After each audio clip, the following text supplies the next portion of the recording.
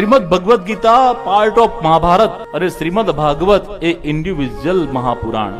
ગીતાનો અને ભાગવતનો ભેદ પણ ઘણા જાણતા નથી. As a Sanatani, as a Hindu, આપણે ગીતા એ મહાભારતનો પાર્ટ છે અને મહાભારતના યુદ્ધમાં ગીતાજી લાઈવ સંજય કહી નથી. જે દિવસે ભીષ્મ પિતામહ મહાભારતના 10મા દિવસે બાણસૈયા ઉપર અર્જુને એમને સુવડાવ્યા, એ દિવસે ધૃતરાષ્ટ્ર ભયભીત થયો છે અને 10મા દિવસે સંજયને પૂછ્યું છે કે મહાભારતના યુદ્ધમાં શું થયું.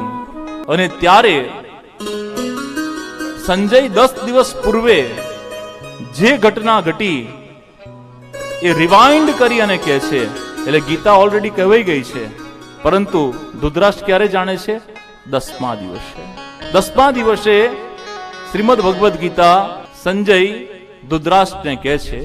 માક્ષર મહિનામાં એકાદશી એ ગીતા જયંતિ છે અને ગીતા જયંતિ કોઈ ગ્રંથની જયંતિ ઉજવાતી હોય, એની બર્થડે ઉજવાતી હોય, એવો કોઈ ગ્રંથ હોય તો શ્રીમદ ભગવદ ગીતા છે.